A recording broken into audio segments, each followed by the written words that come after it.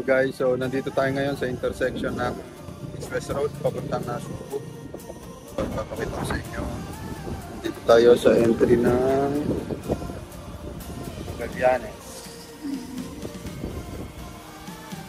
Okay, susubukan natin ngayon kung makakadaan tayo kasi may balita last year nung tag-ulan. May nag-landslide dyan eh. Check natin kung makadaan tayo dito. Tara, samahan niyo ako. Bago nga tayo makarating dito nanggaling muna tayo ng Tagaytay. Pinaybay natin Amoyong Alfonso Road. Narating natin din yung kay Titinga Alfonso and then Magallanes na. Diretso lang and then makikita natin itong crossing na may black and white na barriers. At ayun, nandito na tayo. Set up nyo na din sa Google Maps para mas mabilis dahil mahina signal dito sa area. Oh, ayan, larga na tayo. At ilang segundo pa nga lang ay bumungad ang magandang tanawin. May bulbundukin. Meron pa nga dito, hill. Hindi naman siya chocolate hill pero wala namang swimming pool. O di ba? Napaka-natural ng landscape dito sa daanan na ito. Basta't wag niyo na lang papansinin yung maduming windshield. Malilinis din yan. Napansin ko nga dito ginagawa na yung mga kalsada.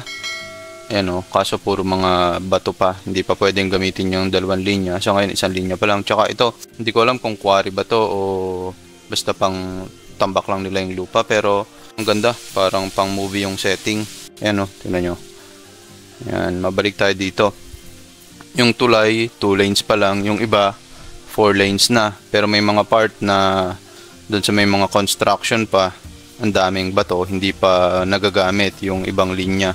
Nag-share lang yung magkabilang way doon sa isang linya. Pero dahil mababa naman yung volume ng sasakyan dito, kayang-kaya lang. Ang dumi talaga ng windshield dito. O ayan, mga hindi yan landslide. Lupa yan na pinantatambak ng mga contractor dyan sa area para latagan siguro ng semento sa susunod. Pero may mga part na parang gumuho din, kaya siguro nire-repair nila. Pero balik tayo doon, balik natin yung mata sa kalsada. Yan, baka mahulog tayo dyan. So ito, napakaganda ng daanan din talaga. Yung first time nga nadaan namin dito, galing kami ng Ternate, Cavite, dyan sa tunnel. Nakita ko na din naman yung mga view pero hindi ko masyadong na-enjoy kasi pagdating ba naman doon sa mabundok na part, may nakasalubong kaming mga nakamotor tapos merong mga nakasakbit na shotgun sa likod nila. Sunod-sunod sila. So parang hindi na ako nakapag-record dahil napaisip ako sa safety. Kaya napofocus na lang sa pagdadrive. Pero later parang siguro nare-realize ko marami naman din dumaan, tsaka yung part na to napansin ko ngayon marami na yung bakod, tapos merong mga ganyan yung makikita nyo sa kanan side na yan, security post. So siguro itong bundok na to private property, kaya ang gusto nila masecure yung area na walang mag-squat dyan na kung sino-sino. Kaya tingin ko lang yun yung purpose ng mga dumadaan na guard dyan. Mga blue guard sila tapos nagpapatrol sa area. Ewan ko lang din, baka may nakakalam sa inyo, paki-comment nyo na lang din kung ano talaga. Kasi isa ko din naisip, baka from Batangas may duty sila ng Cavite, dito sila dumadaan pag pumapasok sila. Yan mga ganan, may mga outpost na parang kubo-kubo. Tapos nakalagay security post. Siguro merong billionaire na may kanya ng bundok. Sana all. Di ba? Ang ganda ng view sa bundok nila. Yan, pagdating sa part na to, ito na yung may putol na kalsada. Last time meron pang 2 puno dyan sa gitna. Pero ngayon, ayan, tinanggal na nila. Siguro iduduktong na yung kalsada. Ayan merong rough road na part pa. Dito yung 2 puno last time, pero ano siya, maganda, parang pinaka-arco na boundary nung area. Tapos pag makalampas ka dyan sa rough road na yan, medyo paakyat na ulit. Hindi natin alam kung ano yung daanan doon na rough road sa part na yan, pero may kurbada dito tayo dadaan. After naman ito, may makikita na kayo dyan mga baka, kaya mag-ingat kayo sa pagdadrive nyo dyan. Ayan, ingatan nyo yan, baka grass fed, medyo mahal din ang kilo nyan. Tapos pag nakita nyo na yung part na yan, ayan, may mga puno, bubungad na sa inyo dito yung magandang view. Diyan, pagkalampas ng itong kurbada na to. Ayan o. O, diba? Yan, parang yan yung Pico del Oro na bundok. Tapos makakakita tayo dito ng mga motoriders. Yan.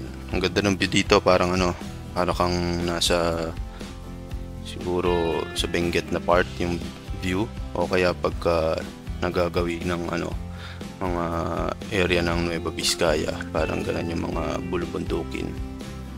Yan o, diba? Ang ganda ng view dito. Scenic drive din, pero huwag niyong kalilimutan na tumingin sa kalsada dahil ito na yung part na nag-landslide. Ayan, danger zone na yan. Maganda yung view dyan, pero tingin kayo sa kalsada dahil baka mahulog kayo dyan. Malalim yun. Yan, pagdating naman natin dito ng pababang kurba na to, precautionary measure lang, magbusina na tayo kasi yung iba, lalo kapag loaded yung sasakyan nila, medyo mabigat, kumukuha sila ng buwelo, baka makain yung linya natin, medyo mahirap na, baka sayang yung view pagka nagkaroon ng aberya. Maganda din kung dahan-dahan lang para makita nyo din yung view dahil ayan napaka natural ng mga puno, ang ganda ng bundok. Tapos pagdating nyo dyan, yan na yung landslide area. Fortunately, ayan, nadadaanan na siya pero isang linya lang, kaya pupusina tayo or pagbigyan natin yung umaakyat. And then, tatabi muna ako dito para picture-picture lang. At ayan, hayaan ko muna kayo dyan makinig ng music at enjoyin yung view.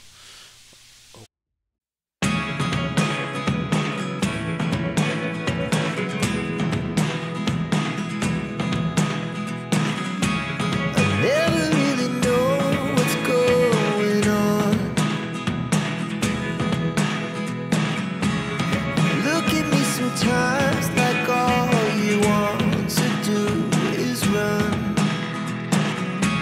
Hear me out, hear me out.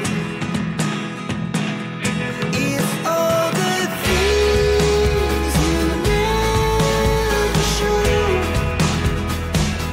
There are the things I want to know.